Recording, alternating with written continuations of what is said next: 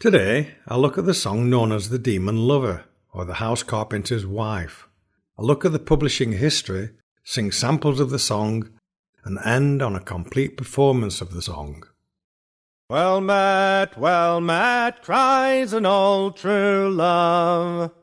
Well met, cries he. I've just returned from across the sea, and all on account of thee, and all on account of thee. I could have married a king's daughter dear, she would have married me, but I gave up her crown of gold, all for the love of thee, and all for the love of thee. If you could have married a king's daughter dear, I'm sure you are to blame. I have married a house carpenter, I find him a nice young man, I find him a nice young man. Will you give up your house carpenter and come along with me? I'll take you where the grass grows green, on the banks of Italy, on the banks of Italy. The earliest printing of this ballad was on a broadside entitled James Harris, usually known as a warning for married women, which was registered at the Stationers' Register in February 1657. In this early version, the lady is identified as Mrs. Jane Reynolds, a West Country woman born near Plymouth. The version was thought to be written by Lawrence Price, who wrote several original ballads, as well as rewritings of existing songs and ballads for the broadside market. It was reprinted several times during the 17th and 18th century. The storyline tells of a woman who is visited by the spirit of a former lover whom she had promised to marry. She is seduced away from her husband by promises of wealth. The ship sinks, and all the crew and the lady are drowned. And when news reaches England, the husband curses all mariners. Apart from stating that the visitor is a spirit of a former love, the James Harris ballad does not mention any additional references to the supernatural. In all subsequent British versions of the ballad, the two main characters are generally unnamed, apart from a version printed in 1828 in Ancient Ballads and Songs of the North of Scotland, edited by Peter Buchan, where the sailor's ghost is named James Herries. The opening verses, Are you my father, are you my brother, in which the visitor is named, are also used in other night-visiting ballads, including Sweet William's Ghost. Reconstructions of classic ballads are quite common, especially where only parts of the ballad have been collected from traditional sources. A version noted by the Northampton poet John Clare from his mother, who probably learnt it in the late 1700s, has a similar opening to that printed by Peter Buchan, but the later verses of Mrs. Clare's version clearly link into the 1785 The Distress Ship's Carpenter broadside, which I'll discuss later. Some versions collected from Scottish traditional singers are often named James Herries, but these do not actually include the names of the characters within the ballad text. These are probably an editorial naming used to help to identify the ballad to the readers. He hadn't sailed a week, but barely 3, till she began to think of her man and her bonny young son too. Oh, I'll go home to my dear man and kiss him cheek and chin, and I'll go home to my bonny son and do the same to him.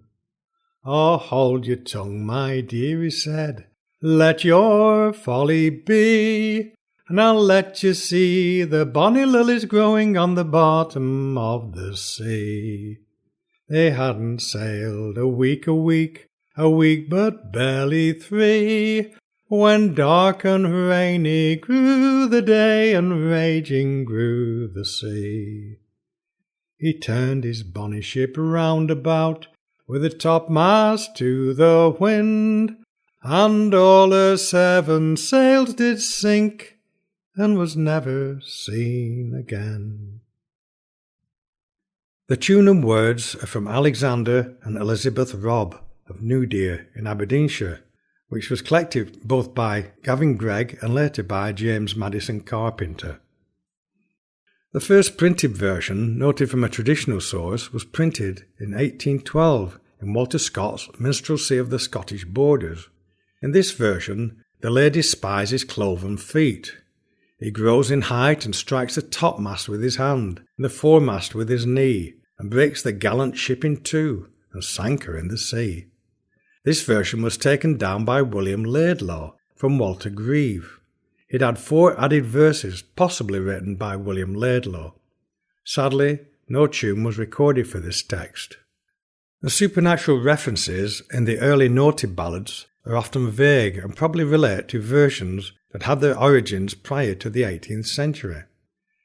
Peter Buchan, in his 1828 collection, Ancient Ballads and Songs of the North of Scotland, noted that he reached his hand to the topmast and made all the sails go down, and in the twinkling of an eye both ship and crew did drown. In a version held in the William Motherwell collection and printed in the English and Scottish Popular Ballads edited by Francis James Child, the lover casts a glamour over her face, and it shone like the brightest gold. When asked how she liked the ship and crew, she says she likes the ship, but woe be to the dim mariners that nowhere I can see. Oh, how do you love the ship, he said. Oh, how do you love the sea?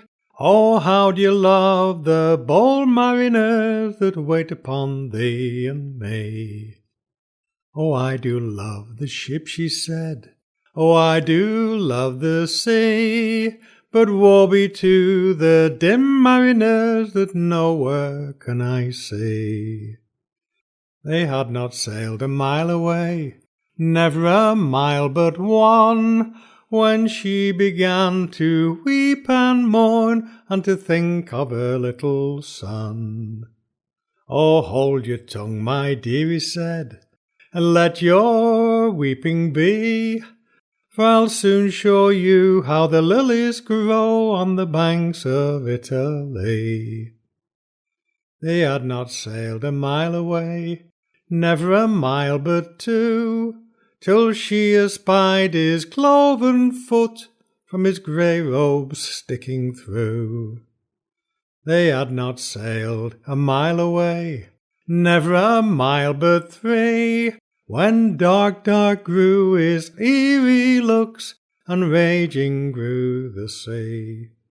They had not sailed a mile away, never a mile but 4, when the little wee ship ran round about, and never was seen no more. The tune is from the 1680s from manuscripts held in the collection of Andrew Blakey of Paisley in Renfrewshire. The words were held in the manuscripts of William Motherwell. Although these versions of the Deamon Lover were printed in the 1800s, they are clearly based on early versions of the ballad when the supernatural was accepted. The versions up to and including Walter Scott's version make it clear that the seaman lover is a supernatural being, probably a demon. The early versions also reflect the attitudes to promises of love and intention of marriage. Prior to the 18th century, a promise of marriage was binding unless both parties agreed to end the promise. This was known as plighting a troth or pledging a truth, or to make a solemn vow or pledge one's fidelity, often used in terms of love and romance, but also used in making solemn intentions and agreements, often sealed with a handshake, a hand promise. This is still symbolically used when two parties make an agreement and shake hands. The promise of intent predates formal church marriage, but was utilised into society when formal marriage became more expected. The plighting of the troth was then known as an engagement. The law affecting marriage began to be formalised in 1653 with the Marriage Act, and it set the marriage age at 16 for men and 14 for women, with parents needing to give consent for those under 21. It was therefore important to have a binding promise of marriage. In the early times, the plighted troth was binding even after death.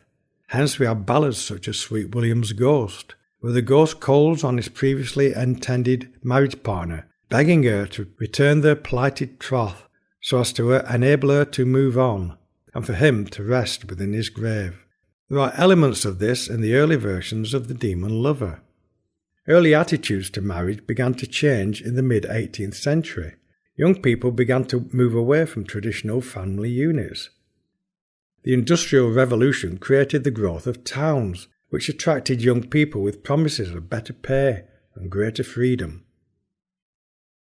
They had not rowed a bow shot off, a bow shot from the land, but over her shoulder she looked and said, "Set me back on the yellow sand.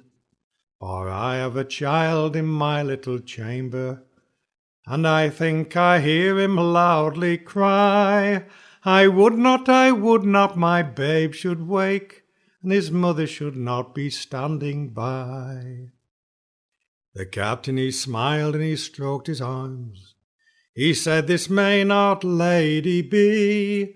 Before is the shore and the sea is before, and thou must go, sweet love, with me."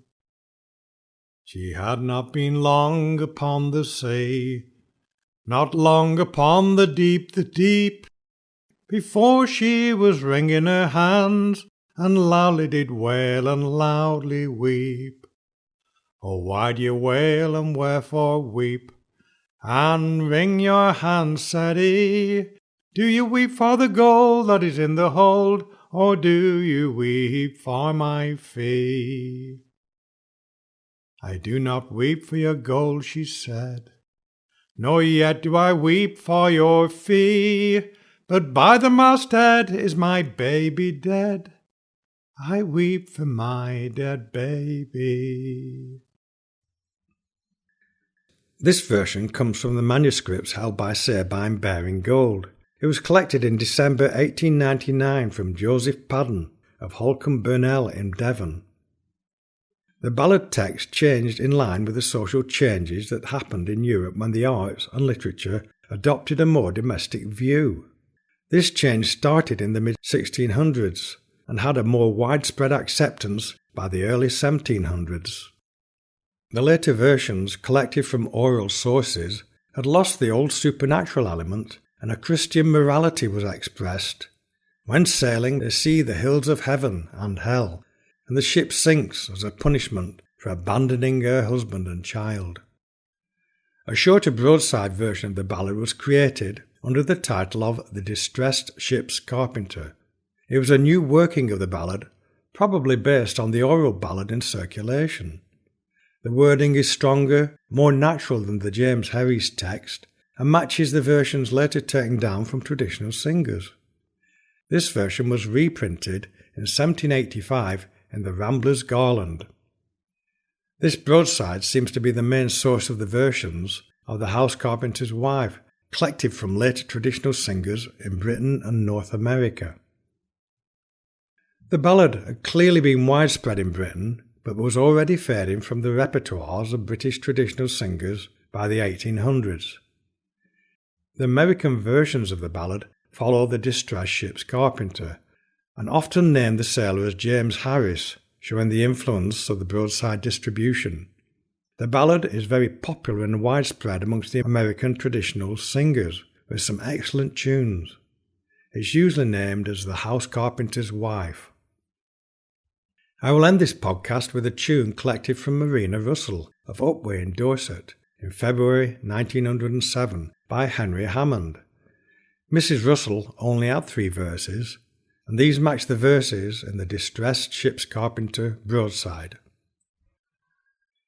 Well met, my own true love, Long time I have been absent from thee, I'm lately come from the salt sea, 'tis all for the sake, my love, of thee.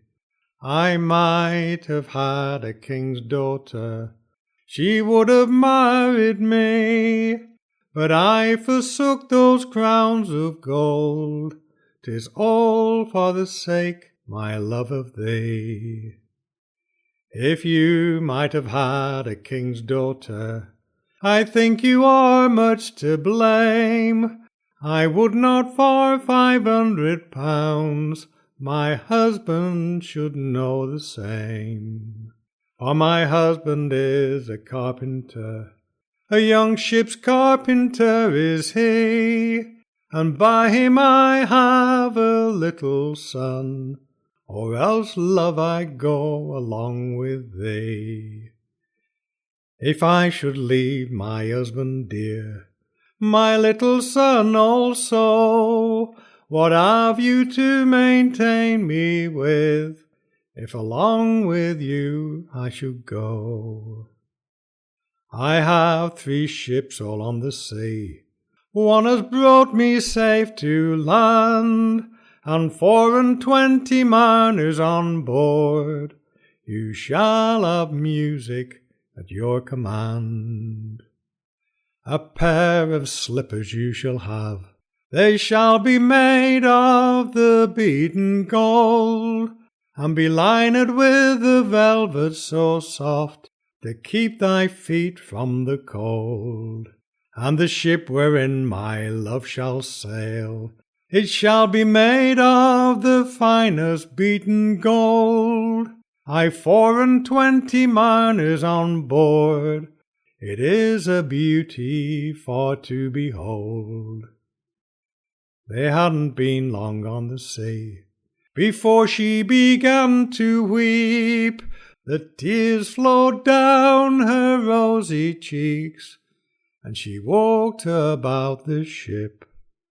What weep ye for, my gold, he said, or do you weep for my fee? Or do you weep for some other young man that loved you better than me?